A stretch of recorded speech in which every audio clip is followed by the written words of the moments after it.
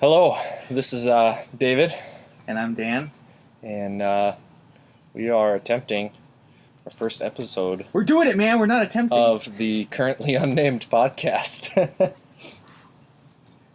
The podcast with no name. How do we start this podcast, Dave? Well, it has its deep origins in many a campfire talk with beer and a cigar. And specifically a couple weeks ago. And specifically a couple weeks ago where we're like, we have many conversations. Why don't we record them? Right. You've been thinking about doing a podcast for a while, though, right? Yeah, definitely. I think some of the inspiration comes from the fact that, like, you and I sitting around discussing the different things that we're kind of, like, frustrated with, processing through, going through, whatever, sitting Right. and talking them through. Just how much I appreciate healthy debate and conflict, as well as just, like, being real and having someone to talk to. Yeah. Fun conversations. So we're like, So let's try and record this and see if anyone cares to hear what we're thinking. what we're thinking. So what you're saying is we've been podcasting for a year and a half, 2 years now, and this is the first time we recorded it. Right, basically. We've had much practice. Maybe. What are you smoking right now, Dave? I am smoking the Diesel Uncut, and it's very good. It's good. It's a little less full-bodied than a standard diesel, but I'm enjoying it. Yeah, I tried that one a couple weeks ago. It was Yeah. good. Yeah, usually diesel's kind of like as bold and heavy as a cigar can come, but this is a little more palatable and enjoyable for the long term. What are Yeah. you smoking? I am smoking a Gold Strike gas station cigar that I got at the local Casey's. Wow, I know, Looks- very refined. very quality. Actually, I don't mind them. They're okay. I was gonna say, I think we need to add the precursor for anyone who might be offended that Dan just likes to smoke and doesn't necessarily care whether it's a $15 cigar or a $5 cigar, Yeah. right? I try not to judge. I am taking the more classy cigars and the more working class ones as well. Yeah. Now that you have a full-time employment and have graduated with your master's degree, you can pay for the higher-end cigars once in a while. Yeah, once in a while. What are we Try to get drinking, that Dan? raise. We are drinking the Hazed Hoppy Session Ale. It's from the Boulder Beer Company. I got it in Denver this past weekend, where I was kind of on a road trip and went to my master's degree graduation. So picked it up. Didn't end up trying it on the trip, but tasting pretty good. What do you think, Dave? I think it's a little more mellow than a standard IPA. Yeah, I think with a name like Hazed, it can't bite you quite as bad. Right. It's a good pair with a smoke, though. You don't have too many rich flavors. Yeah, kind of fruity. Yeah, pretty much a little bit of a wheat ale with some of the standard citrus and fruitiness of a IPA. So what do you do for a living, Dave? What do I do for a living? Well, I am a Salesforce application specialist, which sounds a whole lot more fancy than it really is. Technically an IT person who really, really isn't an IT person. So, I love my job, though.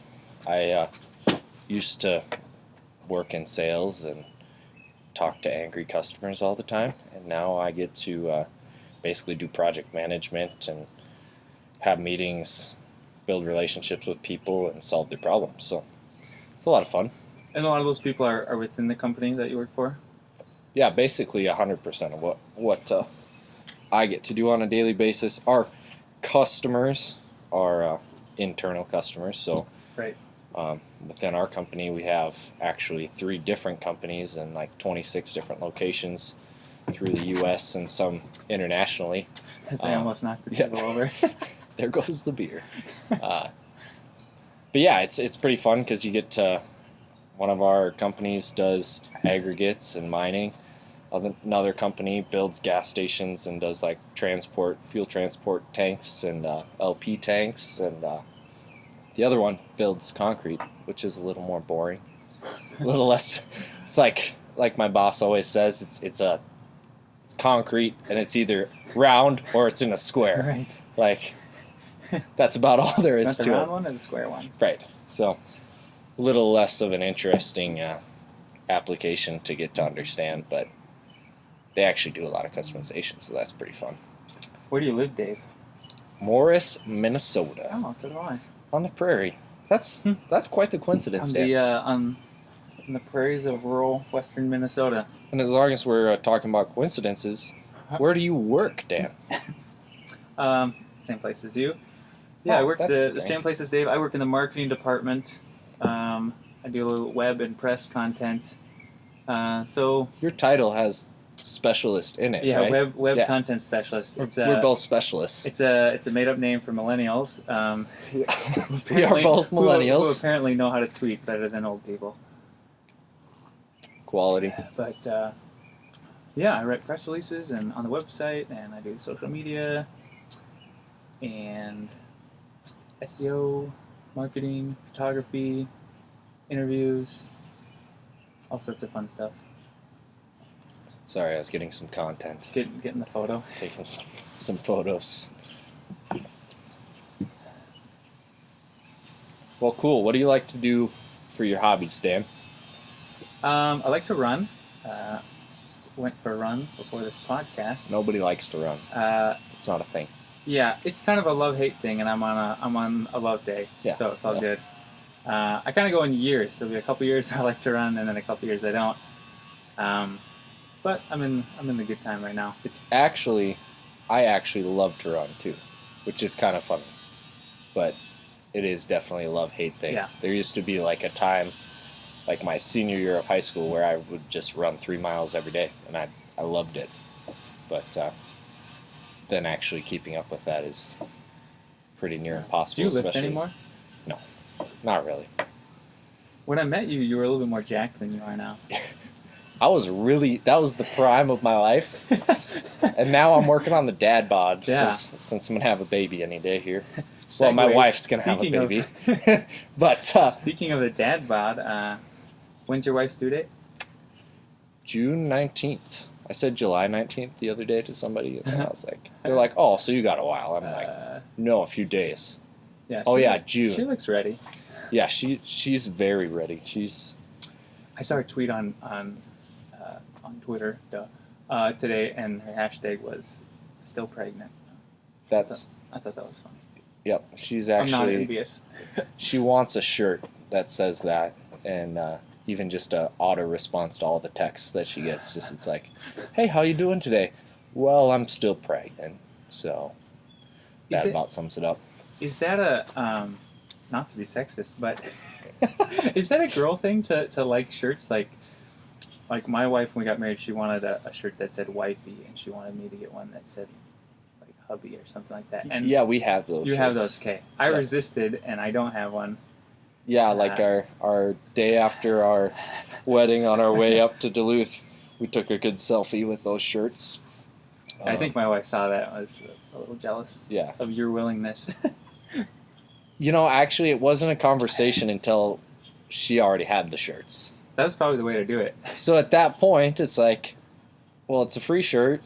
I mean, I guess I'm proud to be your husband, so like, I'm okay wearing that shirt.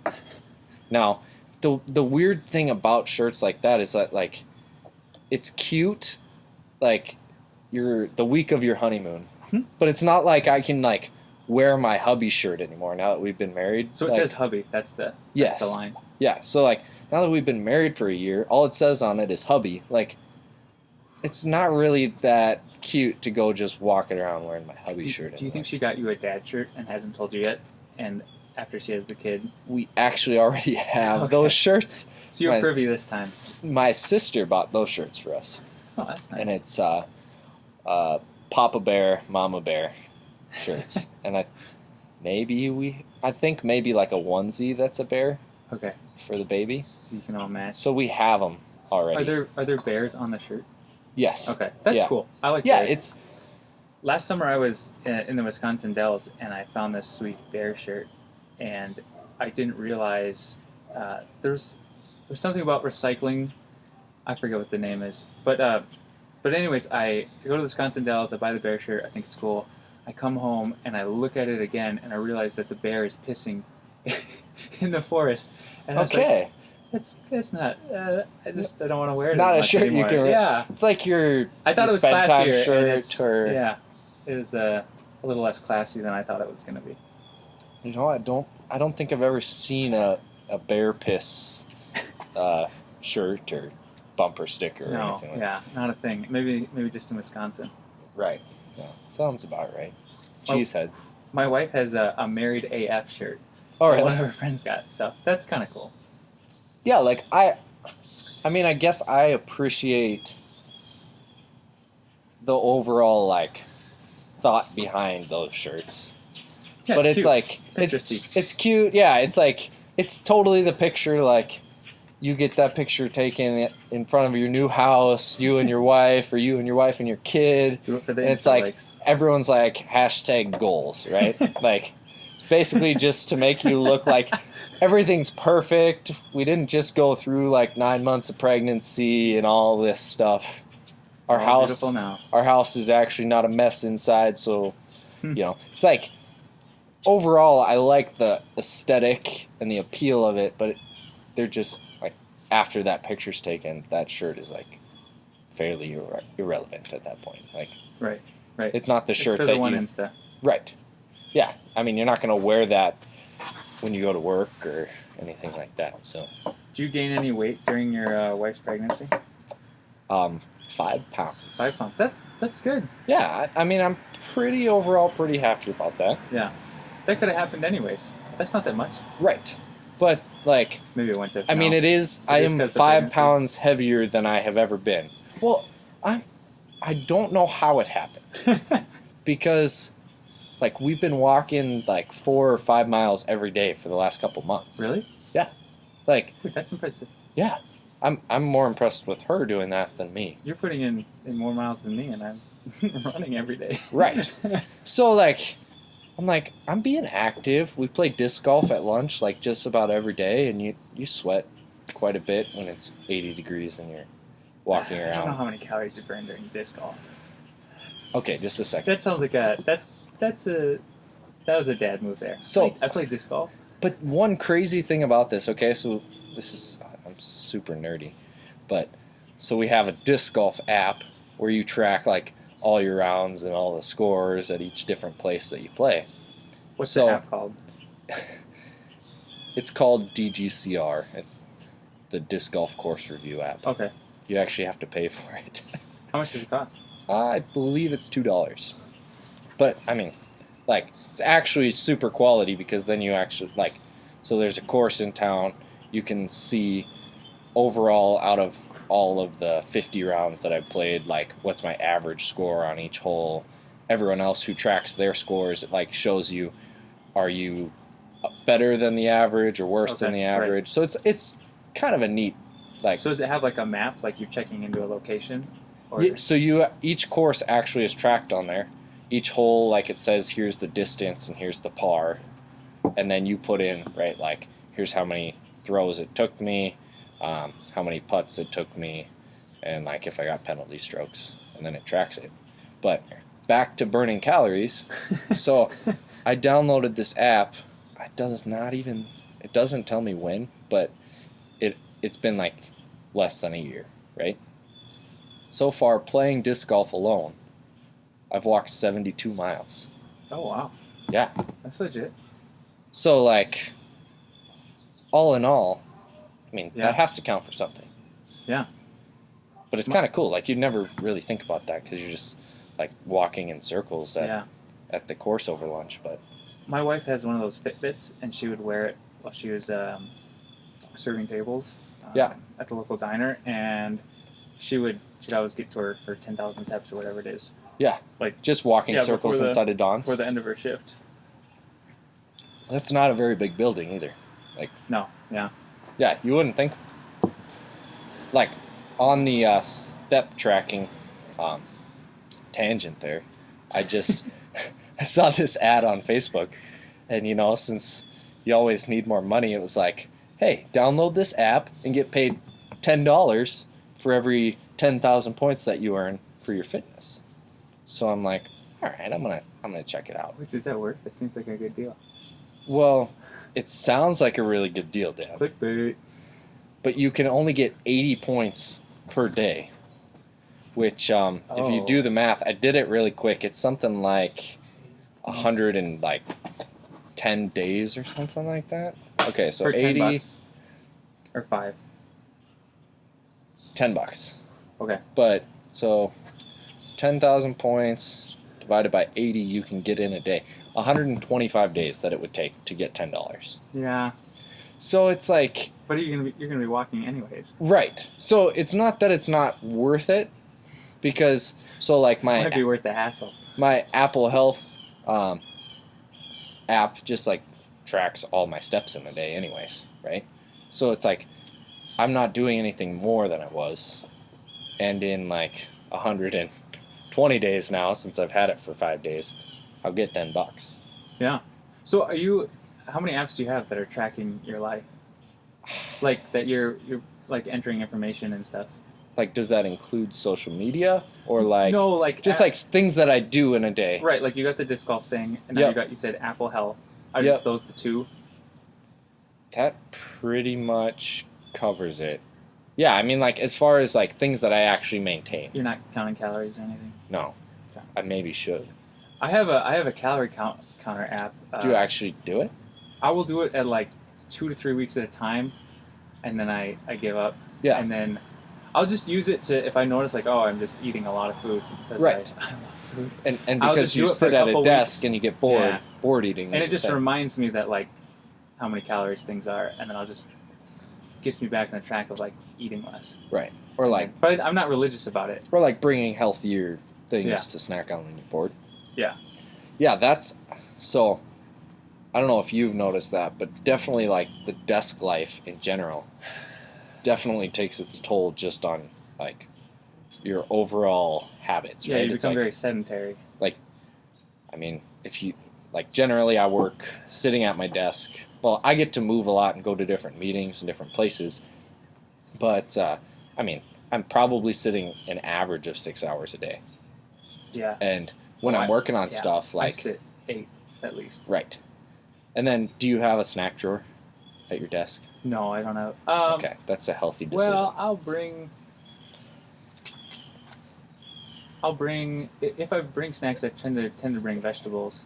Okay. But it's the snacks. There's like a table in the middle of our office that has the snacks. And Okay. a lot of times So, people like- bring stuff. So that's Yes. yeah. So I try not to keep a stash, but other Right. people bring things all the time, and then I munch on that. Yeah. That was the problem when I was in sales. Like, we were in the corporate office, right? Mhm. So it's like much more of this, like, we need to be publicly welcoming.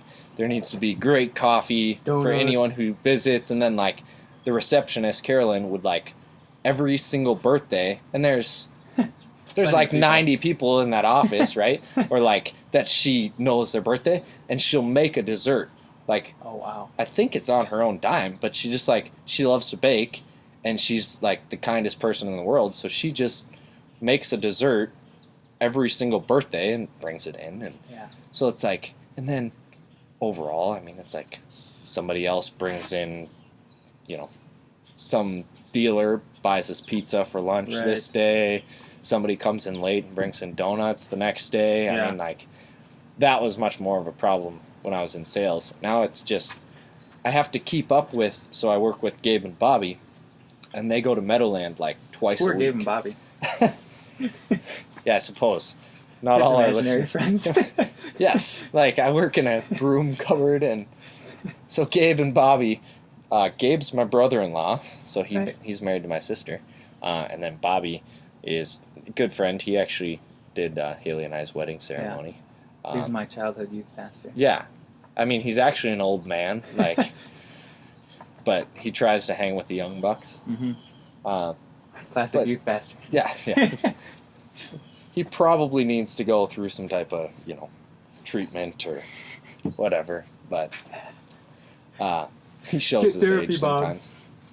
But those two, they go to Meadowland Market, which is like a dent and bent, right? So it's like expired stuff or, things that Walmart couldn't sell, and so then they sell them to these retailers that sell them for like super cheap. Mm-hmm. But they go like once or twice a week and just come back with bags full of like everything, right? Like Oreos, Pringles, all sorts of different energy drinks that are expired, and 50% of the time they're just disgusting. But so then I kind of have like this standard to live up to, right? Or like more of this peer pressure of like they're eating, and I'm like, well, I wasn't hungry, but now they're eating, so I'm hungry. So then I go to Meadowland, or like they bring something and they're like, dude, this was like $1.25, and I'm like, huh. Okay, now I gotta go. So I sometimes have a snack drawer, but I try not to, because it's just way too easy to get bored, and like Right. then you're like, yeah, I've just eaten a whole thing of Oreos. I've done that like recently in one day. Wow. I had a whole bag of Cheetos the other day. That wasn't good. Like not the small and not the big, like the medium size. Okay. Yeah.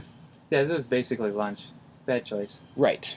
Yeah, like that's kind of I generally just eat ramen for lunch. I thought you said rum. No. Rum? I just Ramen? drink ramen. Fact Ramen checking. noodles, yes. Fact check. Not rum. Just to clarify that for any of the executives or managers who might be listening. At No. what point do you think the listeners realized that we had no plans coming into this podcast? No talking points? Okay, so I think Do you we've think been... like 10 minutes in? No, I think fairly immediately, because we jumped topics like 6 times, but we've been on this one pretty solid. So I feel like we're... Oh, the getting fat as an adult while sitting in an office? just like, okay, what are we tracking? And then how food ties into that. And, Oh, right. and just like office culture. I think we're doing Yeah. okay on this subject line. Do you think it's helpful to track, things in your life as data just increases and increases in our ability to keep track of it easily and to get reports back? Do you think that actually helps people? Excuse me. That actually helps people like achieve their goals, or do you think it just makes people more like makes them navel gaze more and not find just like their rhythm in life? Because you can be healthy by tracking things and making sure everything's right, or you can find like, these are the healthy things I like to eat, and I'm just gonna eat them, and these are the sports I like to do, and these are the monetary. Yeah. Because a lot of times with those apps, it's like you'll start and then it's hard to maintain that, Right. or you start to feel a little robotic adding it all the time. Like Right. it can steal things from your life. You're already on Instagram 24/7, and then So like Apple Health, like I don't actually maintain it. It's just maintained by my phone always being on me, which might also be a whole nother discussion point of unhealthy, like, right? My phone sits by my bed, and if someone sends me an email at 11 o'clock, I wake up and make sure that it's not something I need to like respond to. yeah, or it's But- in your pocket for but yeah, years, so and you get testicular cancer, but the whole process was tracked really well, That's true. so you know exactly why. We know exactly why, and it can lead to studies that will prevent other people. So, I mean, I'm contributing to society Right. if that actually happens. Because then we can track, like, how many hours was my phone. We should track like travel how many with. cigars we smoke. Yeah. We were talking about that the other day, because I went into... Who's we? Gabe and I, because I went to the doctor because I've been having like terrible allergies, so I got like an allergy test, and I have like severe allergies to grass and tree pollens. So you normally get that in the summer? Yeah, like spring all the way through fall. Like, so Oh, that sucks. winter is really good, or if I'm inside for in the air conditioning, I'm great. I'm allergic to the air, basically. allergic to nature. But then so you go through when we used to smoke a cigar like every 2 months, right? Or like, so then you have like health insurance questionnaires, or you go to a checkup and they're like, so are you a smoker? Yeah, I lied. And you're just like, no, like I'm not. Right, a cigar now and again is not a smoker. Well, like I've gotten into pipe making, and so I'm like smoking a pipe like 3-4 times a week, plus a cigar once every couple weeks, and I'm like, maybe I am a smoker. I was filling out the allergy thing, and I'm like, all right, I have to put on here that I'm a occasional smoker, but I'm going to clarify that I'm a pipe smoker. And I mean, you don't inhale, so right. And it's just different. It's an identity thing. You grow up being a kid and you're like, smoking's bad. And right, like it's just such a yes. It's different though. We don't smoke cigarettes. Right. So like there is a difference to it. I mean, I haven't studied this all out, right? So but my buddy Charlie Kane looked it up. There's well, like cigar smoking is there's actually there's a lot of statistical proof that it's there's actually a longer, like, generally some studies have been done that I have read, and I mean, I don't have like a link, or I didn't really do a whole bunch of research to fact check it, but it's like no, I believe it. People who smoke just like a cigar a week, or smoke a pipe every once in a while, they generally will live longer because they're taking time out of their week to relax, right? It's like we're sitting here, we're enjoying a drink, we're having a smoke. Right. It's it's casual. Yeah. And we're unwinding and de-stressing. Whereas it's like if I didn't have something like that in my life where I'm taking time every week I agree. Just relax, I'm gonna die of a heart attack from stress. Right? Yeah. So that's part of like the thing with the red wine. Like there's the antioxidants, and there's also it's just like if you have a glass this night, you'll probably hang out for an hour and right. Yeah. Yeah. So there's things that are probably lead to some health concern, but there's also probably some benefit to the lifestyle decision of like I'm gonna relax and unwind within a healthy context, right? Right. And then the other thing, so when I was at that doctor appointment, back to my main point of it, was the nurse was like, so I see you're a smoker. She's like, that's bad. and then of course, right, I'm like, but it's only a pipe. You're challenging, like, I feel like this is like an attack on my identity, so I'm like, well, let me explain that a little bit. What's up with the accusation, nurse? Right, I'm like, okay, so when I said I smoke, I mean, I smoke a pipe like a couple times a week, right? Do you ever smoke cigarettes? I have never smoked cigarettes, and they don't appeal to me at all. And like the closest thing, the thing I told the nurse, right, is like like a cigar is a lot like coffee to me. It's like very rich, bold flavors. Mm-hmm. And then the other thing, right, is like she was like, well, all types of smoking are bad, and I'm like, well, I mean, you don't inhale pipe smoke or cigar smoke. She's like, oh, really? And I'm like, yeah. And she's like, it's like when people have never tried something tell you. Right. Yeah. And so then she's like, well, it's still bad. You should try and quit. And I'm like, well, I'm not addicted to it. Mm-hmm. At least I'm gonna do it. I really don't think that I am, right? Like, yeah, I could not smoke for a month and it'd be fine. But I enjoy it like I enjoy drinking a cup of coffee every morning, right? Yep. So it's more like when I drink a beer, I'm drinking one beer because I enjoy the taste and the flavors. I'm not drinking 5. So I think there's a piece to, keeping everything within a healthy limitation and enjoying your life, not being mastered by anything. Right. Yep. So, but yeah, that's my small story on. So go smoke, kids. Yeah, and my parents they just came back from Dublin, Ireland, and they went to Peterson Pipe Shop, which they actually make all of Peterson's pipes. They're the premier pipe maker in Ireland. Oh, wow. And their main factory, and by factory, they still hand make it all, so it's not like it's like a mass-produced all by robots. Mm-hmm. But their main production facility, that sounds better, is right there in Dublin. So they got to go to the pipe shop, and then actually picked me up a pipe and some pipe tobacco. Oh, wow. But on all the tobacco in Ireland, right on the front, like pipe tins, they have really cool stickers, right? That's like, here's what this tobacco is, the content that you love. They put a sticker over the top of it that says "Smoking Kills," and then on the back of it is this just grotesque picture of a dude who had esophageal cancer. Man. Just like this huge growth on his neck. It's just disgusting. That's gotta suck for tobacco marketers. Right? It's all like that regulation. Yeah, and just right, so my parents are like, here's this pipe and this tobacco, but we love you, and so we're going to say, please make sure that Smoking you keep kills. this in moderation, because we don't want you to get cancer like that. And then I got to educate them that you don't inhale, and then they're like, oh, wow, I didn't know that. And I'm like, so, I might get, gum cancer or tongue cancer or something, but probably not lung cancer. So, I mean, count your blessings. How long were your parents over there? They were there for close to 2 weeks. So it was just a vacation? Or? It was a really neat trip. So my dad's a pastor, and my mom works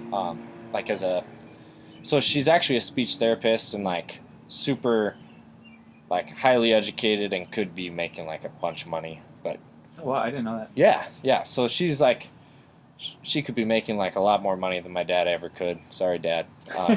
But I mean, you have to pick what you can enjoy doing, right? I mean, that's why my dad's a pastor, right? What are you passionate about? So my mom, she does fitness training, and then she also works as a PCA for this 10-year-old girl who has some development problems. And so they've never actually taken a big trip like that, right? Right. So my aunt and uncle got this awesome idea to bless them, and kind of networked with all friends and family, and we got to send them on this trip so it was a tour of Ireland and also England, and it was based on J.R. Tolkien and C.S. Lewis. So wow. They went to all the places that they grew up, all these different monumental sites. They're at this castle, and they're this is what inspired parts of The Lion, the Witch, and the Wardrobe, and different things like that. Wow. So they had a lot of fun. It was a super neat trip. They got to send us a couple pictures every night. Have you ever been to Europe? I have not. Neither have I. I want to go. Yeah, I mean that's probably no, it's not. So we went to Nairobi, Kenya when I was 15. Is Kenya in Europe? No. But we he caught himself, everyone. We had a layover in Zurich, Switzerland. Oh, okay, right. And it was just an 8-hour thing. So we got to fly over the Alps at sunrise. It was just the most beautiful place. We got to fly, and I was like, I want to come here.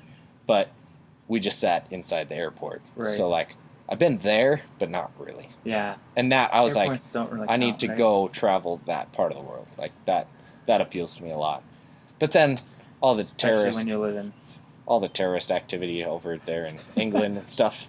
My parents had just been walking where there was that stabbing a couple days ago. They were walking in that same market area hours before.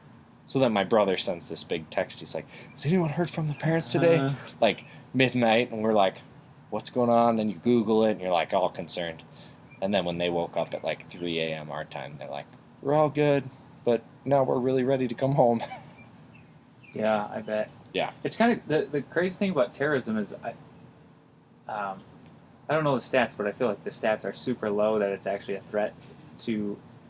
Right. It shouldn't be something you're scared of. It shouldn't. I'm sure driving in a car is way more dangerous. You're more likely, for sure. But it has that, just that scary feeling that really threatens people, obviously. Well, and just when you have something like that it's and you're close by, and you can imagine it happening to you. Or exactly. My wife and I, we were in St. Cloud Mall. St. Cloud, Minnesota? Yeah, St. Cloud, Minnesota, in the big mall there, and we left like an hour before there was that stabbing there like 6 months ago. Yeah, you told me that. So it's like things like that you're like, well, I can't. It's kind of like smoking cigars, right? You can't stop, enjoying things and going places and having experiences. You gotta live your life, man. But at the Smoke same cigars, time, go to the mall. things like that make you be like, well, more than anything, it makes me glad that I live in small town Minnesota, right? Okay, yeah. Because it's like, in general, like, It's pretty safe here. yeah, I mean, you're probably not gonna have to deal with all those different things that, I mean, even just city living, right? Like somebody got shot down the street, or somebody. I mean, I leave the keys sitting in my car, right? Like, Yeah. I don't always lock the doors when I go to bed, right? It's Yeah. It's just not. Now maybe that'd be a smart thing to do. That one time I found your key and I messed your house up. The doors were locked. They were But locked, you but still- I found the key. Yep. So yeah, I definitely appreciate small Yeah. town living. For So I grew up in a small town in Morris. Yeah. But when did you move here? So I moved to Morris. I'm coming up on my 3-year work anniversary. Actually, 2 days. So Wow, June congrats. 16th. So I really moved to Morris because my sister was the worship pastor at a church, and I'm a musician. She needed someone to come help her kind of get that worship team off the ground. And so I started like driving here every weekend to help out. Right. And just kind of found a community that I really like loved and appreciated. Mm-hmm. And so then out of all that, kind of networking with people, I was like trying to decide what to do with my life, thinking about going back to school. And then I got this opportunity to just start welding in our equipment shop. And I was like, heck, I don't have any plans. You moved up to sales. I kind of IT. like this, like the community that I'm living in. Yeah. I don't like living back in my parents' basement. Gotta get out. Gonna What? go give it a try. So Go to church, kids. You might end up with a job. right. Oh man. Yeah. So I've been talking an awful lot. Dan. Yeah. You gonna ask me some questions or? Ask you. I felt bad. I'm like, man, I keep. It's like I'm interviewing you or something. Dan, what is your opinions on global warming? My opinions on global warming. Oh boy. Is climate change I real? don't know anything about global warming. I'm sad to say it, but I'm a little bit scientifically illiterate. At least I feel. And maybe a little bit blissfully unaware, like kind of Yeah, like smoking. yeah, maybe. It's, There's a lot of smarter people than me who think it's an issue. So I don't know. I like to trust people who dedicate their lives to figuring out things, and not people who have opinions on Facebook. right. But I feel like most of the people that you run into that are arguing about it don't know about science, I guess. Not like don't know anything about it, but I don't know. Maybe it's because I value education and like I've pursued education, so I feel like I know about the things that I've studied. Yep. And you realize like how much work it takes to figure out a certain field or discipline. For sure. Yeah, to specialize in something, or to Right. be able to say that, Right. I mean, that's what you're talented at, or that you're educated in. Right. And so I'm not really educated in it, but yeah, I think. Does I that think mean you pollution- shouldn't have an opinion? Maybe not, but I think that sometimes that's healthy. Okay. To not form an opinion about something you know nothing about. Maybe you have to. I don't know. There's not enough time to research everything in life. Sure. So obviously you might have an opinion, but maybe it's not an opinion worth trusting. If you know what I mean. I was listening to this podcast a couple months ago, and it was Tim Ferriss's podcast, and he was interviewing Arnold Schwarzenegger, Okay, yeah. former governor of California, and I was going to try and do like a, get to the chopper, but Chopper. it'd just be pretty pathetic. Yeah, Yeah. so was mine. But Yeah. but he made a good point. I mean, he believes in global warming. Former governor of California, everything in that. But he said that he thinks the people who are hardcore against global warming and doing the work and putting the rhetoric out there and stuff, that they could get a lot farther if they focused on pollution. Sure. Because pollution's a threat and it kills a bunch of people every year. Because people are breathing in crap all the time, and obviously pollution affects the climate. And he thinks that if the people who believe in global warming focused more on pollution, that it would have more of an emotional impact on the general public. Sure. Who, like, let's face it, it's more of a tangible. We're humans. When you say something's going to happen in 50 to 100 years, and you're like, well, I got to pay my bills. You're probably right. You're probably, maybe it's sad and maybe we're hurting the environment, but you're probably not going to do much about it. But unless, I guess, you're like, right, like me, I'm just starting to think that way because I'm about to have a kid, right? So then you're like, oh crap, like I want to set my kid up for success in 50 years. I don't want a world that's gonna like die and my kid's gonna die at 50 because I didn't, take care of the world that I live in. We live in rural Minnesota. It's really like pollution is not a big deal here. Mm-hmm. Maybe it is. I don't know. It doesn't seem to affect my life. It's super nice. It's not super as tangible clean. And close to home. Yeah, for us. close to home. But maybe your kid's gonna live in a big city and right.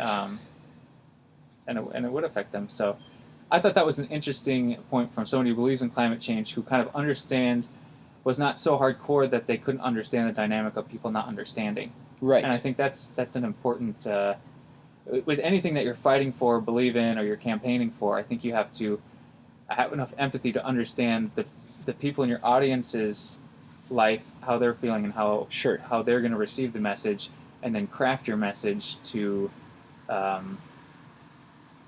get your point across, or to actually affect change within the audience, something that they can respond to. Yeah, definitely. Well, see how I changed that scientific question to something more communications and marketing oriented that I could understand. And I wonder why you would do that. Well, one thing I thought was interesting. Let's talk about the messaging here. I don't really know about the facts. So we touched on just the close to home conversation of climate change and stuff because it had been in our Facebook news feeds from some people that we are close to. Climate change deniers. But one thing I thought was interesting was just a couple days ago, not going to throw any names under the bus, but your father posted this video about basically the Paris Agreement from a completely different perspective that I actually kind of appreciated, but I thought that he was coming at it from the wrong way, right? So it's like you have people who are like, climate change is a huge issue, we need to devote all our resources, everyone needs to care about it. Or there's the people who are like, it's just a bunch of bunk, like it's not real, right? And then this video basically said, like, here's the numbers, and here's, like, in 60 years or 100 years, like, here's how our current rate is going to affect, like, the climate, right? The temperature is going, like, average temperature is going to increase by, like, 0.01 degrees or something like that, right? Mm-hmm. And then he also put the numbers of, and the Paris Agreement is going to spend X amount of billions of dollars, and it's only going to reduce it about this much. To fight this, and it's only going to reduce it this much, right? So what I wonder about, right, is I think there's a healthier middle ground of, okay, we don't have to deny climate change, but we can say, okay, we're spending billions of dollars on fighting this. You're saying, like, find a more cost-effective solution than the Paris Agreement. Well, and what other ways, like, can we, like, immediately affect change within our world, and right? Take care of our communities and our planet. How can we provide for people who are starving? How can we reduce pollution in just, like, more immediate, tangible ways? And that's not losing sight, but maybe we continue to work towards this same number, but let's package it in a way that then the people living in Morris, Minnesota can actually connect with that on here's something I can do to help, leave the world in a better place for my grandchildren or my children, right? That type of thing.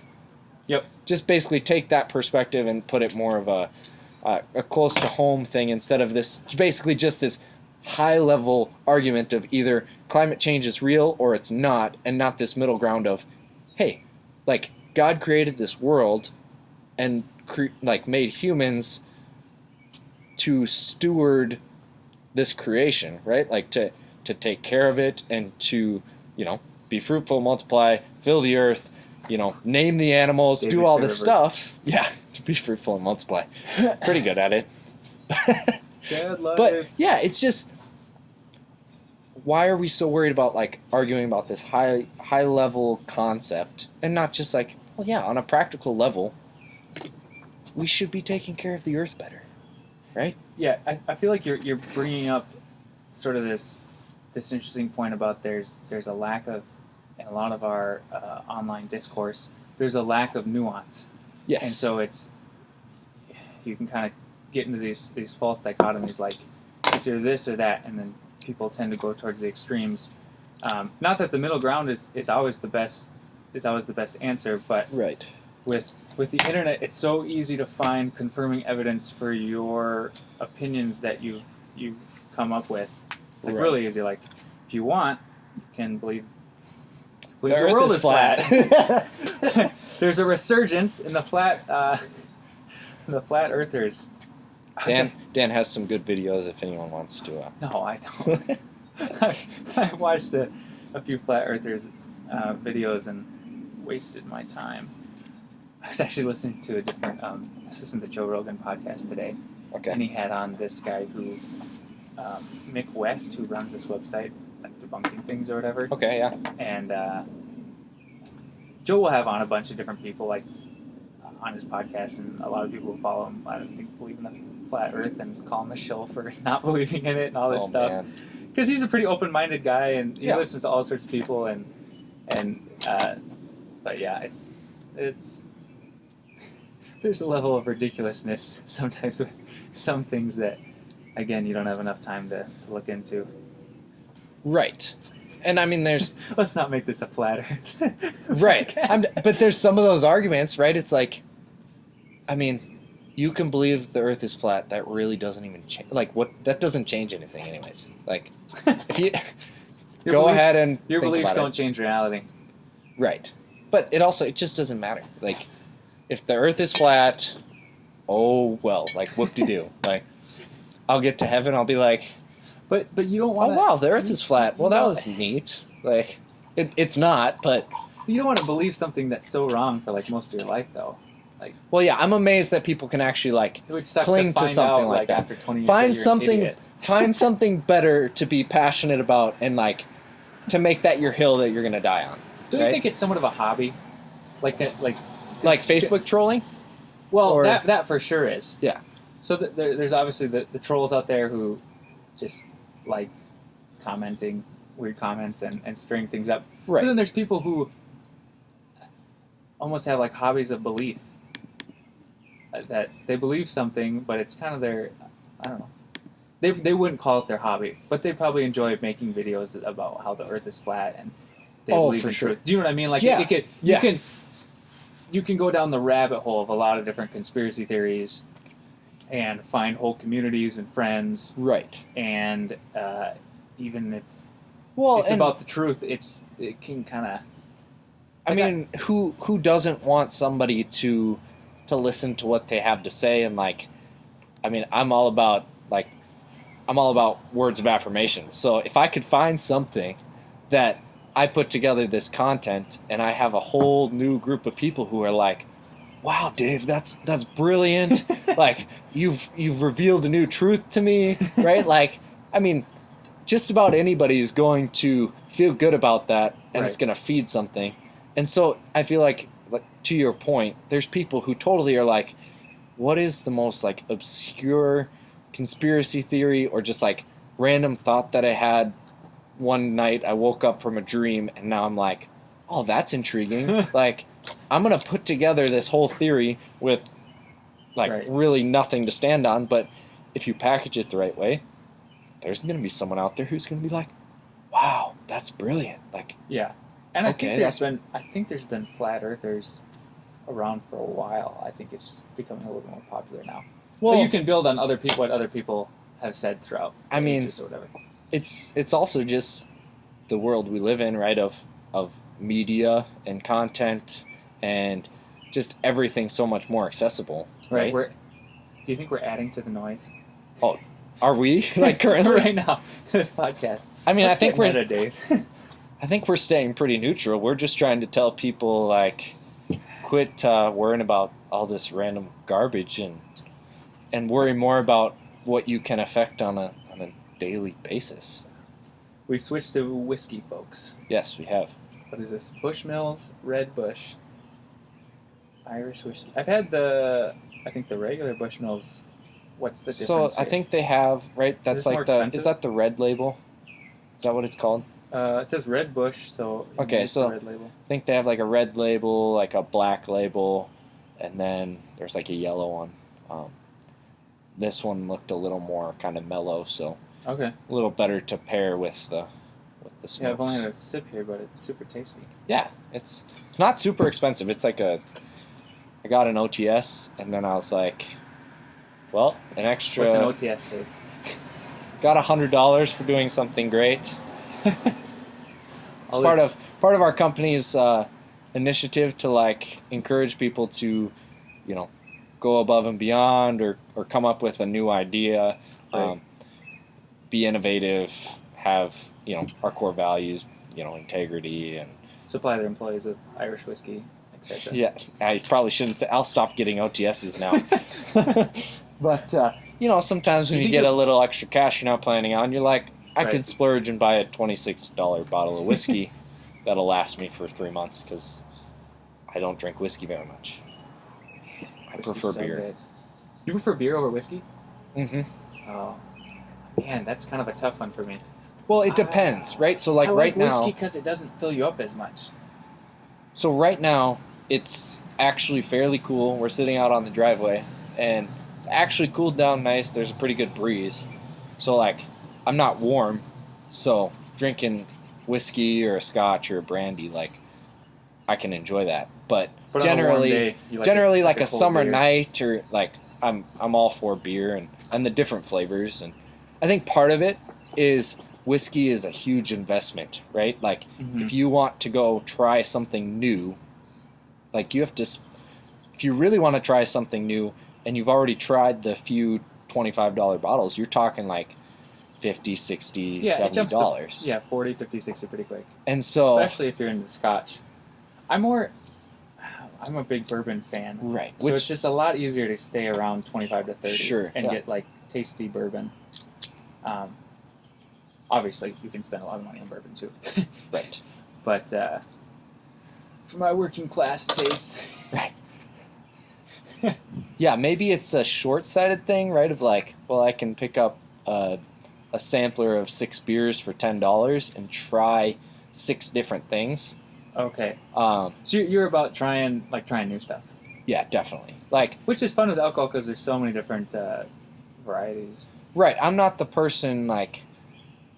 I mean, I've never been drunk before, so like, I'm not the person who's like trying to like find the light beer that I can drink a bunch of. You're not going for the 24 pack of Keystone. Right, so I'm much more like, if I can find something new to try, I'm gonna grab that. Yeah, you're a classy dad. Yeah, something like that. Yeah, whatever. I mean, same thing, right? With cigars and pipe tobacco, it's like it's kind of. I mean, right? You probably have one of your favorite bourbons that you're like, oh, like if someone was like, I want to spend $25 and go pick you up a bottle, you'd be like, I enjoy this one. Yeah. Right? I mean, there's certain cigars or certain pipe tobaccos, certain beers that it's like, well, if I just want to grab, something I know I'm going to enjoy, there's definitely like my top favorites. Yeah. What's your go-to? As far as beer? Fat Tire? No, not so anymore? much. Used to be. Yeah, used to be until I started hanging out with a certain IPA drinker. Uh-oh. Yeah, terrible. The wife. Uh, I'm just kidding. yeah, no. Actually, Dan Tiernan, my cohort here on this podcast, I had no appreciation for IPAs, and then he would just bring over a new The one beer of the hops variety. and be like, "Hey, try this." And slowly, I started to kind of. I think I'm pretty good at being able to appreciate just like elements of just about anything. right? Like whether it's different genres of music or different beers, it's like I can find something about it that you like. that I appreciate. That's good. So, like my go-to, like probably number one favorite beer right now is that Fresh Squeezed IPA by Ooh. Deschutes. So good. If I had to pick a brewery that's my favorite, I'd say Deschutes just has like all around. Yeah, it's hard to find a bad beer from Deschutes. Right, like their Black Butte Porter is like one of my all-time favorite porters. Like just a great beer for I like that when you're one. having And a I don't steak. even like porters. Right, it's just great. Like when you're having a steak, kind of similar to like wine, right? It's kind of a little bit heavier, fuller flavors, a little bit more alcohol content, and it just kind of is a good pairing with a steak. But I'm not going to just go buy a porter if I'm going to sit in the backyard and drink a beer, right? At a fire. But it's that, and then Buffalo Sweat by what's the name of the brewery? Tallgrass Brewery. Oh, I haven't tried that one. Really? Oh, you have to try that. So Is that a porter? That's an oatmeal stout. Oh, okay. So it's a stout, and I do like dark beers, but this oatmeal stout specifically, it has kind of the full coffee flavors, right? But then it's really rich and creamy. Like I think the oatmeal stouts generally are a little more creamy, right? And so it kind of cuts some of the bitterness and smooths it out. Just full flavor that you generally get with a stout or a porter. So, how about you? Couple favorite beers. Favorite beers. The one I've really been enjoying the past couple months is the Ranger IPA. Okay, yeah. Who's that? I think it's from New Belgium. New Belgium, yeah. Yeah. So that one is super good. Just kind of a perfect amount of bitter bite, but nothing too crazy. Yeah. Nothing like a triple hop ale or something. Sure. There was one on tap at Old Number One restaurant in town called a Hop Slam. Okay. And that was, I had it a couple times, but it was so much bitter. It was kind of hard to enjoy. Sure. Kind of kicked you in the face too much. Right. Yeah. Yeah. So beer has IBU ratings, which is what's international bitter units or something. Bitterness units or something like that. Yeah. So, like I've found generally like 60 IBU is kind of like if I'm going to drink an IPA, like, or if I'm trying to find something new, if it has more than 60, I'm probably not going to buy a 6-pack. Right. Because it's like, it could be hit or miss. Yeah. Like I'll throw that in a build your own sampler or I'll try it on tap. But 60 IBU is kind of like, okay, I can enjoy this. It's not going to be overwhelmingly, hoppy and bitter. Yeah, that 60 to 70 range is pretty easy. Yeah. Easy to drink. That one you got me when you went on that trip to upstate New York, I think it was 130. What was that called? My sister would know. She's quite the beer connoisseur.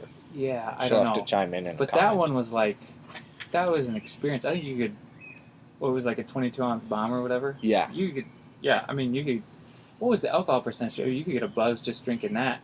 Yeah. How about that pumpkin? Pumpkin ale. I hate pumpkin beer.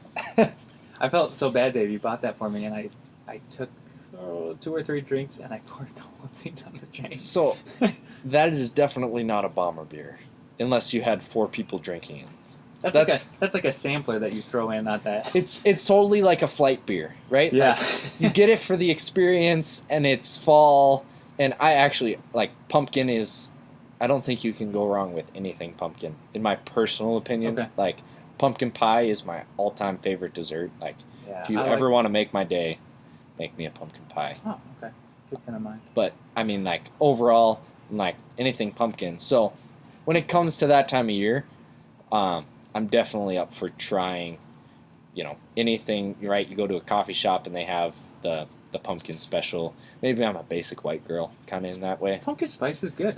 Pumpkin spice latte, it's people like... make fun of it, but it doesn't taste. It tastes fine. Like, if I go to a coffee shop, sugar and generally I get something new every single time, right? It's like, it's funny because my wife is totally the opposite. Like, she's you go the to same thing every time. a restaurant or a coffee shop and she's like, here's the thing I know I like, I'm getting it. Mm-hmm. And I'm usually like, well, like, what's your special of the week or your Yeah. seasonal drinks? I'll try them all, but you come to pumpkin spice latte time of year, and that is the only thing I'm getting for like 3 months. So, Do you think what percentage of the enjoyment from always trying something new comes from like the novelty of having something you never had before, and what percentage of the enjoyment comes from like the ability to be a little pretentious because you try a lot of things? I feel like it's for me it's like 70-30. a lot of it is the novelty, but Yeah. for me, it's just the chance that you find something that you absolutely love Right. that otherwise you never would have had, right? It's like, but then I guess the hard thing there is I'm still probably not generally going to get that same thing. Like if I go to a restaurant, right? You try something new every time, then you're like, this is the best Yeah. thing on the menu. Except for here in town, right? Like I go to Don's, I'm going to get their Golden Gate burger. That's the little diner here in town. It's not on the menu, but it's like the best burger Oh yeah. in town, Yeah. right? Yeah. I've had So that a like couple if I times. go there, that's what I'm going to get if I want a burger. But if Yeah, I go if you make a great discovery and you can get it again, it's for life, man. But if I'm going somewhere, if I'm going somewhere out of town, I'm gonna try something new on the menu, even if I've been there and I know what I like. Generally. I was up north once in high school going on a camping trip up to the Boundary Waters, and I think it was somewhere close to Grand Marais, Okay. Yeah. but like I love that farther area. into the forest. Yeah. I was like the last stop of civilization Oh, yeah. before, and so they had this burger that had peanut butter and mayonnaise on it. Okay. And so I was like, well, I'm gonna try that. Yeah. Because I'd never seen that before, but it wasn't that good. Yeah. They didn't do a good job of like getting the ratio right. So Okay. some bites you'd taste the mayo, Yeah. which was fine because I don't know, mayo on burgers is it's not that crazy. Yeah. That's And then fairly other- normal. And the next bite would be like all peanut butter. Oh no. So it was more like a half and half sandwich. Yeah. That one wasn't a winner. I made the peanut butter burger mistake at Boulder Tap House in Alexandria, which is a fairly new restaurant up there, but it's a chain restaurant. But they have a Is that one the one by the Walmart? Or by yes, the new one by like Menards and Walmart. Okay, yep. So they have a stuffed burger, and it is peanut butter jalapeno. And so I was like, oh man, take the peanut butters out. Sounds great. so so that's maybe my downfall, right? It's like I know what I like at that restaurant because we've eaten there like 5 or 6 times. Mm-hmm. But I'm like looking through the menu and I'm like, what's new, right? Yeah. And I'm like, well, that sounds interesting, and it was a mistake. So I think I won't go for peanut butter and burgers just because Yeah. those don't pair well. It's Like, pretty safe. I mean, I used to be a cook back in high school, and it's like generally you figure out what things can pair well with different meats and different foods, Yeah, what tastes and it's good. like, yeah, I don't think peanut butter has any type of a Not the place winner. when it comes to burgers. So. Stick to pairing it with jelly. Yeah, I mean, like cream cheese jelly with a burger is actually pretty decent. Oh, I've never tried that. DJ's Tap House has like a raspberry cream cheese burger. And Okay. it's pretty good. Maybe I'll try that next time. Yeah, it's pretty good. I don't know if I've ever done cream cheese and jelly, but when I was a kid, I used to do toast with like a layer of butter and Wait, then a layer. you've never had cream cheese and jelly together? No, I don't think I have. Oh man, I grew up doing that. That's I had like regular butter and jelly Right. all the time. no, you got to try it. Cream cheese Okay. and jelly is definitely it's worth your time. Spent a lot of shout outs on this podcast of different beers and different Yeah. We're kind of on a roll. I feel like different whiskeys. we found our stride so far here. So if you had to pick like a hard liquor, like bourbon, scotch, whatever, do you have one that you'd be like, if anyone who hadn't ever had like a scotch or a bourbon and wanted to try one, it'd be kind of your bang for your buck? Yeah, I'm definitely on the bourbon side. I probably haven't tried enough scotches. The scotches I've tried, I mean, I like it. I just like whiskey in general. But the scotches I've tried, I haven't been super drawn to scotch. So Okay. like I'll enjoy a $25 bourbon more than a $50 scotch, Sure. like a bottle. So then it's kind of hard to explore because, I mean, it costs a lot of money and I'm not sure if I'm gonna. So what's the main like difference if you, or is it just Scotch tastes more well. It's like lighter. more appley and crisp? Yeah, more appley, crisp. It's a little clearer, and I like that. With bourbon, you get those hardcore caramel and vanilla Sure. notes, and that good color, kind of that sweetness at the end, and that corn taste. Kind of. Sure. I think bourbons have to be like at least 51% corn, and I don't know. That's Okay. what's Scotch made out of again? I heard this the other day. It's that's an Irish whiskey though. Right. That's different than Scotch. Yeah.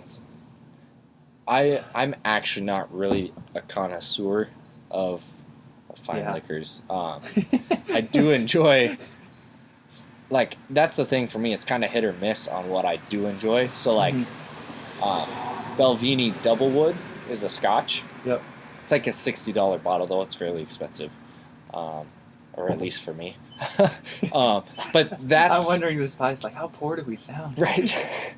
That's about the only Scotch that I've ever had that it's like, okay, I'd buy another bottle of that. Okay. Or really hard liquor at all. I'd be like, okay, like I could probably go buy a bottle of that and I'd be happy to have that and drink it a couple times a month.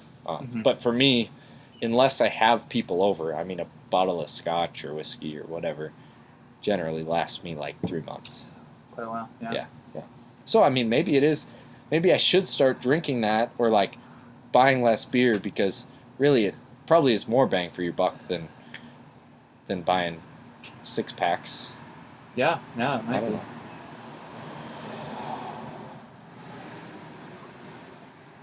My cigar is still, I mean, I'm only halfway done. That's kind of. I'm on my second gas station cigar. I love diesels for that reason. They're pretty much. Well, I love them if I want to smoke a cigar because they're very much. We're going 68 minutes here so far recording. Long podcast. Which is since I started this cigar, and I'm only good. halfway done. Wow. Yeah, but I've been talking. Do you tend to smoke them slow? I smoke cigars pretty fast. It depends if I'm having conversation, but the other thing is, I hate the cigar buzz. Really? Like, where your head's swimming. Yeah. And oh my gosh, like, to me, there's nothing worse than you finish your cigar, it's 11 o'clock at night, and you're going up to go to bed, and you're laying in bed, and you're just like, I feel miserable. Like my head's just swimming, I'm super relaxed, and so it's like, it's almost like I have too much headspace, and then I think you do get a slight, like, buzz off the tobacco, depending on how fast that you're smoking that cigar. And so that especially definitely. If you have two. Oh yeah, 2 for sure, or like a long one like this. But I'm definitely, because I've had a few experiences, like the first few times when I started smoking cigars. Did you throw up? Once. Okay. Or have you ever had it where you're like, I really want to throw up, like from a cigar where you're like, I want to throw up because that will make me feel better. I don't think from a cigar. Okay. I've had maybe a couple times where I haven't felt that good. Yeah. But most cigars have been good to me. It's also probably slightly a tolerance thing and just kind of learning how to. I think just it affects different people different ways. Yeah, for sure. I mean, I think, like my brother, when we first started smoking cigars, like he had a few, and I think it was just like, well, this maybe not his thing, or just affected him more. Right. Whereas, I don't know, I'm like, oh, sweet, it's pretty enjoyable. Yeah. I mean, I now that I have kind of gotten onto the pipe making train and pipe smoking train, because my buddy Adam Regier of the Modern Wild, check them out. They're a Upland brand. But he bought me a pipe maybe 2 years ago once I started smoking cigars. So that's how you got into it? I didn't actually really get into it then. Okay. It was like, this is cool. Like, the thing about a pipe, right? There's so much artistry that goes into it, and it's just like such an intricate, like beautiful, like sculpted, like piece of art. Yeah, And so I was that like, looks cool. oh, this is sweet. But I got some like aromatic, lighter pipe tobaccos and like, gas station pipe tobaccos, and I was like, this is just like, it doesn't have that full flavor that I like. So my first few tries, I was like, this isn't my jam. I'd rather smoke a cigar. And then in the last like 6 months or so, Adam brought a few different pipe tobaccos. I tried them out, and then one day I was looking, and I'm like, I want to buy another pipe because I've started to smoke them a little more, and they're just like, they're so cool. Yep. And I'm like, it's going to cost me like $100-$200 to buy one. And then I'm like, I know myself, once I have two, then I'm going to be like, kind of start collecting them, right? And so then I was like, you know what? I'm going to see how much it would cost to buy the materials and make one. And so then, like, next day, I just on a whim went and bought everything that I needed to make a pipe. And then it was just a problem from there. How much did that cost?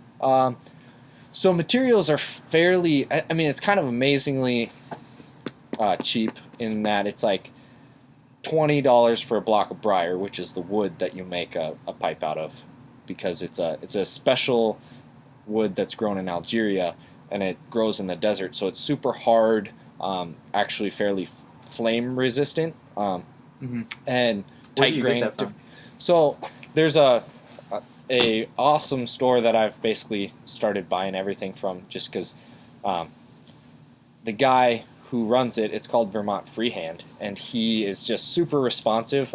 Right away when I was trying to buy the material to make the stems, I sent him an email. I'm like, can you give me an idea? You've got all these different things on your site, right? Can you give me an idea of, I'm going to make my first pipe, like, what should I go with?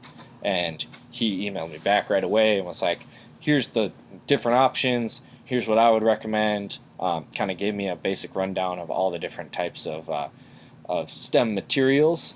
And so, I mean, based off that, right, because we work in a company, right, where you realize customer service is kind of like the top value, right? Yeah. So it's like, you got me hooked from the moment that you email me back within an hour. Wow. To answer my questions.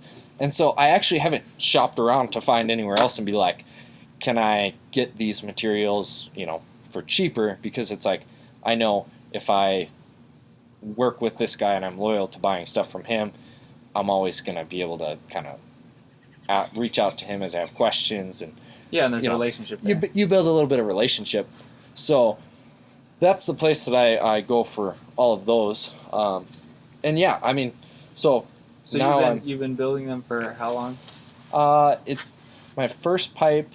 I probably started maybe a month. Okay. But when I first ordered everything, I didn't really think about all of the equipment that would be necessary to do it efficiently, and well.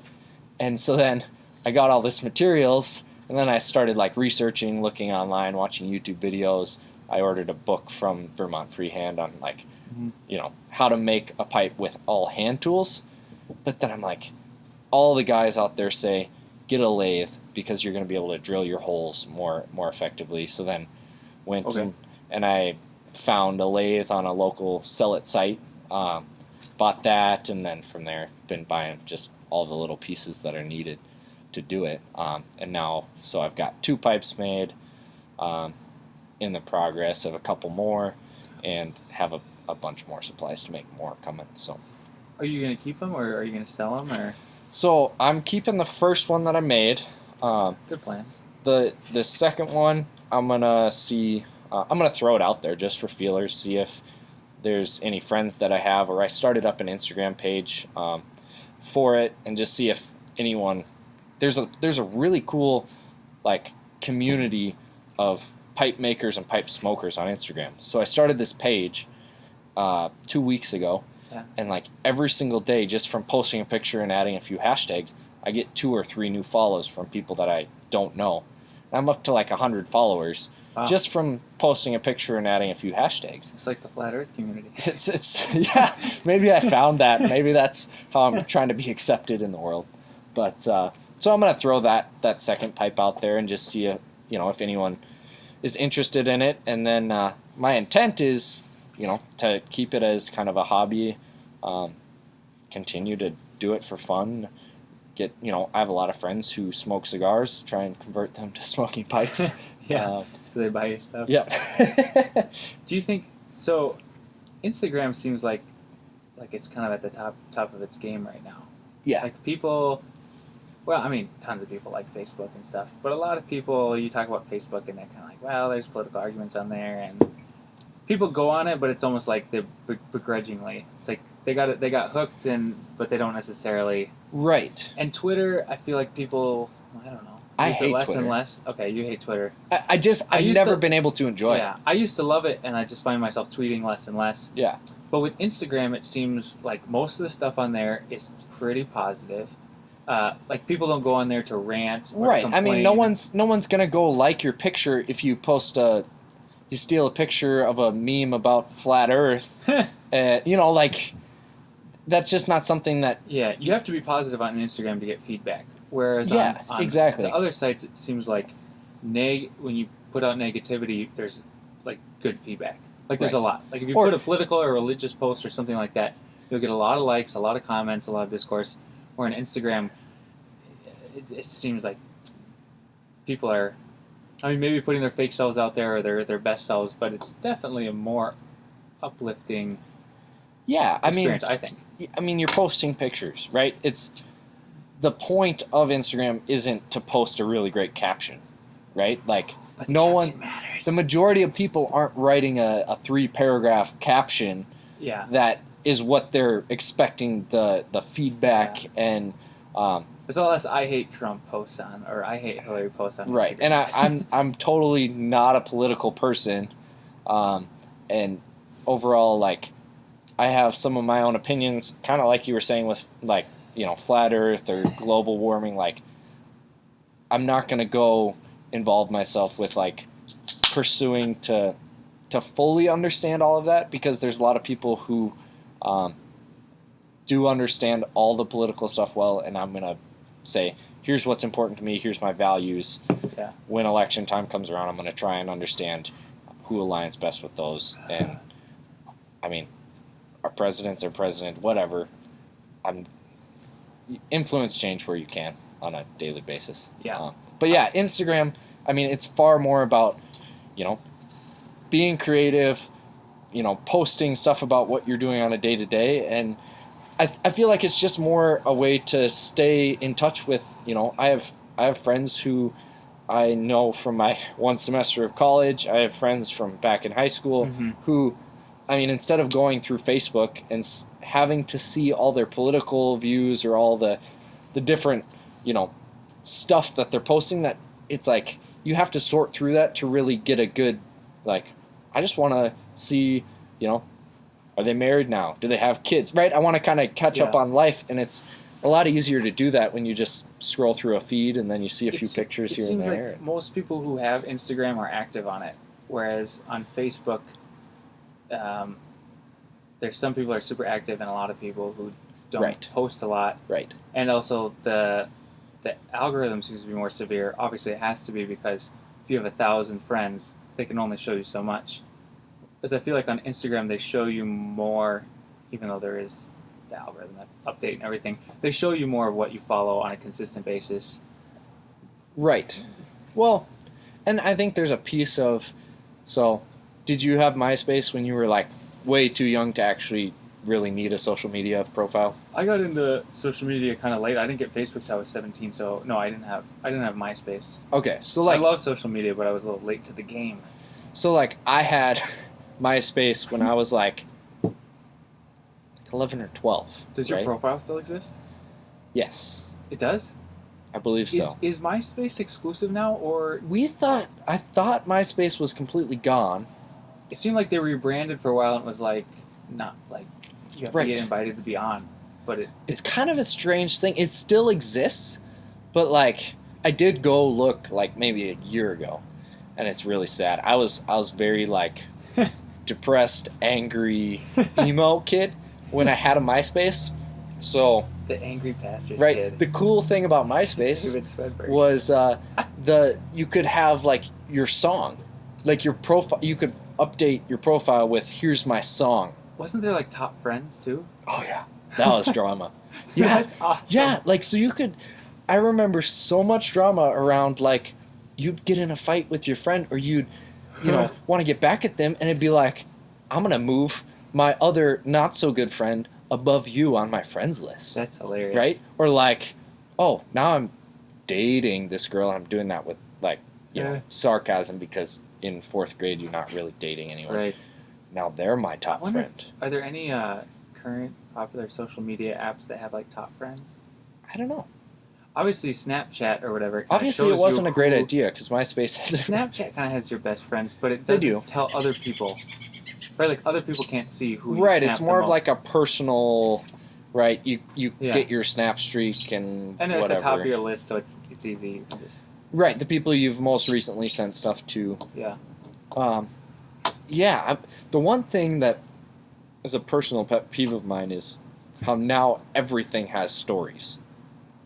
Right? It's like, so Instagram got, Snapchat had stories first, right? So it's like, Yeah. here's my story, just like take your videos of what you're doing through the day and someone can just go like see what Dan's up to. So you don't like Instagram stories? They've grown on me. Mostly because like with this pipe making stuff, it's like you try and build an aesthetic of your feed, right? Of like, I want, a certain quality of photos. image. I want them to kind of fall within this same look. So when someone comes to my Get the feed, tones to match. Exactly. the filter. But then also like I'm building something, so I'm in progress, and I'm not going to be able to get a perfect picture of it, but I can do just a quick video or a boomerang just to be like, to stay more active than just, you only want to post 1 or 2 pictures a day. Yeah. Like one yeah. picture, really. The story allows you to. I mean, it's To maintain. it's throwaway content, and it's storytelling more so. Yeah, it's kind of storytelling, and it's kind of just maintaining an activity, especially on something where it's like, if you're trying to grow a business or you're trying to have a brand, Yeah, you it's got to great keep for that. putting content out there. And you can put the links on the stories too, where it's just swipe up and it takes you directly to a website. That's Right, that's to pretty your nifty. store or, yeah, exactly. So there's that piece that I think is what's making Instagram, I think, more and more popular. It takes people behind. So if you follow somebody that has super cool photos and maybe they travel a lot or they've got this cool theme that you like, Yeah. it's like the story takes you behind the scenes almost. It's Definitely. like the behind the Yep. scenes. You've seen the process of them creating whatever they're putting out, which is cool. It humanizes it a little bit more. I think it makes it a little bit more honest because people tend to put only the very best pictures on Instagram, Exactly. which makes sense and keeps the quality up. But then the stories sort of balance it out with, hey, here I am, before the pipe looks nice while I'm Right. making it. Or, I mean, you can add the personal touch, right, of like, okay, I finished working on my pipe for the day. Now I need to go for a walk with my wife and my dog, right? Like, you can throw in things like that without adding them to your feed so that then when someone new comes there, they don't get like this, oh, he posts a picture of a burger that he was just eating, or, he's drinking a beer at a fire. Like, I want to see the content of what your brand is or what you're doing. And if I think I like it, I'm going to follow you. And then I want to get that personal connection, which I think stories are really, really key for. So, Did you start this podcast so you could sell pipes, Dave? Is this just one big sales pitch? No. Jeez. I mean, but if anyone wants to buy a pipe, Like, follow, and subscribe. Yeah. What is it, at Swedburg It's- Pipe Co.? yeah, Swedburg Pipe Co. like company CO. Man, I remember the handle there. Yeah, that was great. Way to go, Dan. Wingman. Web content specialist. Yeah, maybe I'll hire you once I get one person to buy a pipe. Starting salary $1 a week. $1 a week. Maybe. To supplement my income so I can buy fancier scotches. Yeah. All right. Well, That's too much fun. my cigar is winding down here. Actually, out. Dan, do you have any last thoughts? Do I have any last words? I don't think so. This was fun, Dave. Yeah, this has been I good. think we should do it again.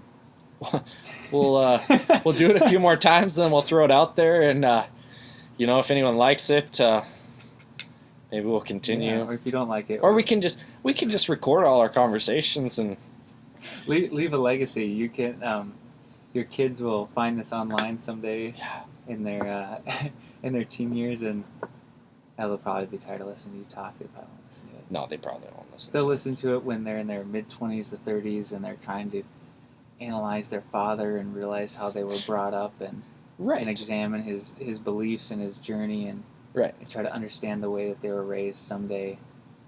Definitely. And talk to their therapist about it. Yeah, exactly. Their local pastor. Or their local. Or when they're angry and at the church, then they'll try and understand why their father had the convictions he did, or whatever it is. So, all right, this has been good. We're signing off. I'm David. I'm Dan. All right, have a good night.